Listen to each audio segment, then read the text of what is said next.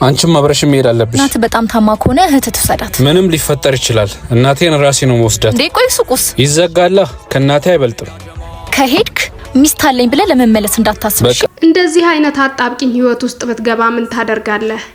በጣም የምትወዳት የምታፈቅራት ልትለያት የማትፈልግ ፍቅረኛ ወይም ሚስት ብትኖርህ፣ እሷ ደግሞ ነገረኛ ቢጤ ሆና እናትህንና ቤተሰቦችህን የማትወድ ብትሆን፣ አንተ ግን እናትህን የምትወድ ቤተሰቦችህን የምታከብር እንዲነኩብህ የማትፈልግ እሷንም ማጣት የማትፈልግ ቢሆን፣ ሁሌ በቤተሰቦችህ ምክንያት ከሷ እየተጣላህ ቢሆን ምን ታደርጋለህ? ተነግሬሻለሁ። በምንም ታምር ሐሳቤን አልቀይርም።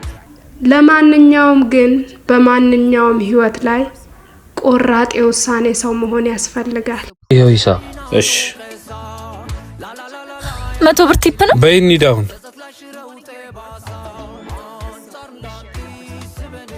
ና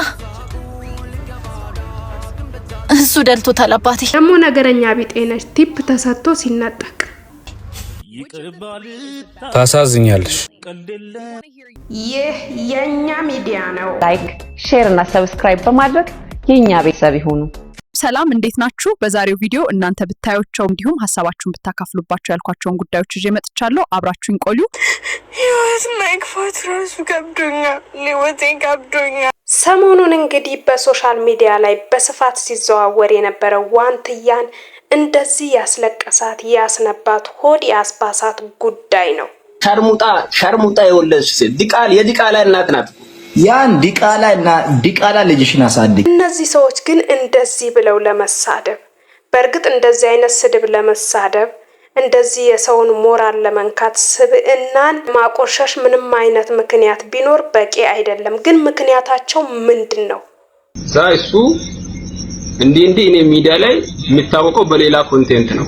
እናንተ ቀልድም ላስላስም አንዳንድ ሰውንም ላስላስ ስለምታደርጉ እናንተ ላይ ማንም ፎከስ አያደርግም። ይሄን እሷን ለሷም ነግሬያለሁ። ይሄን ነገር ተቦላልከን የተለያየ ነው ብሎ ቤኪ ለኔና ለጀነራል ለሳውዝ አፍሪካ 5,000 ራንድ የሰጠው ልጅ አለ። ለኛ 5,000 ራንድ የላከው ልጅ አለ። ገባ? ቤኪ ስትሲለው ማለት ነው። እሱ ኢትዮጵያ ነበር። ልጁም አለ። ከዛ በኋላ ያንን ገንዘብ ተቀብለን እኛ ላይቭ ላይ እዛን ቀን ምሽት ነው ያወራነው። በጣም ቆይቷል። ነገሩም አልፏል እና በጣም ቤኪን ስለምንወደው ነው ይሄንን ነገር ያደረግነው። አንድ ሁለታ ደግሞ ስለተከፈለልን ነው። ይህ የኛ ሚዲያ ነው። ላይክ፣ ሼር እና ሰብስክራይብ በማድረግ የኛ ቤተሰብ ይሁኑ። ይገርማል። ስንት የተቸገረ ባለበት፣ ስንት መረዳት ያለበት ሰው ባለበት ሀገር ላይ፣ ስንት ጎዳና ላይ የሚኖር ሰው ባለበት ሀገር ላይ ሰው እንዲሰደብለት ባህር ተሻግሮ ብር ይከፍላል። የኑሯችን ልዩነት ግን አይገርማችሁም? እሱስ ይሄን አክል ምን ብታደርገው ነው ሰው ፈልጎ እንድትሰደብለት ብር ሊከፍል የቻለው? አብሬሽ ማደር አለብኝ አልፈልግም ማለች። አብሬክ ላደር አልፈልግም ማለች። አልፈልግም ነው። በዚህ ሀገር እገር ሴስ አንዴ ወንድን ኖ ካለች ኖ። ቤኪ ከቤራ ዋንትያን ገላዋ ላይ ፍቃድ ስላልሰጠችው ተናዶባት በጣም የተወመዋረድ ስሜት ተሰምቶት ወንድ ልጅ ገላሽን አብረሽን ካልተኛሽ ብሎ እምቢ ብለው ሚስጥሩን ጠብቃለት፣ ውርደቱን ወራዳ ባህሩን ጠብቃለት። why? because she said no። ይሄንን ሰው ብር የከፈለውንና ብር ተከፍለው የሰደቡትን ሰዎች ብዙ አይነት ቃላት አግኝቼ በሰድባቸው ደስ ይለኝ ነበር። ጅሎች፣ ደደቦች፣ አሳማ፣ ጅላጅል፣ ጅላንፎ፣ ከርፋፋ ሁላ። እስቲ ጭንቅላታችሁን አሰሩት። የሰው ልጅ ጭንቅላቱ ሲሰራና ማሰብ ሲጀምር ለሰዎች ጠቃሚ የሆነ ነገር ነው የሚፈጥረው እንጂ እንዲህ በሳር በቅጠሉ አይሽመደመድም።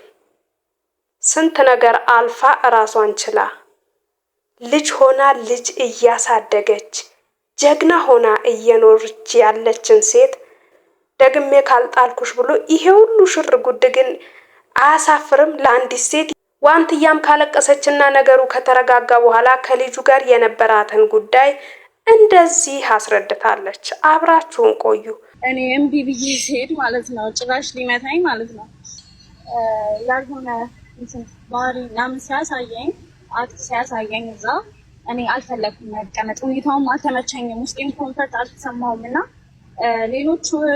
ሌሎቹም አሉ የሶሻል ሚዲያ ቲክቶክ ምናምን የሚሰሩት እነሱ ራሱ በአንድ ቀን ነው። ግን እኔ ግን እዚህ ተከብሬ መጥቼ ከአክብረው ጠርተው እዚህ ሀገር ላይ መስራት አለብኝ ብዬ ነው።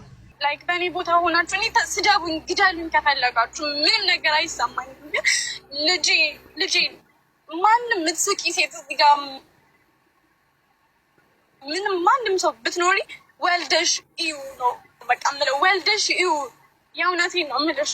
ሀሳባችሁን ኮሜንት ላይ ጻፉልኝ። የተወደዳችሁና የተከበራችሁ ኢትዮጵያውያን አብራችሁኝ ስለቆያችሁ ልባዊ ምስጋና በያላችሁበት ይድረስ። መልካም ጊዜ ይሁንላችሁ። ይህ የኛ ሚዲያ ነው። ላይክ፣ ሼር እና ሰብስክራይብ በማድረግ የኛ ቤተሰብ ይሁኑ።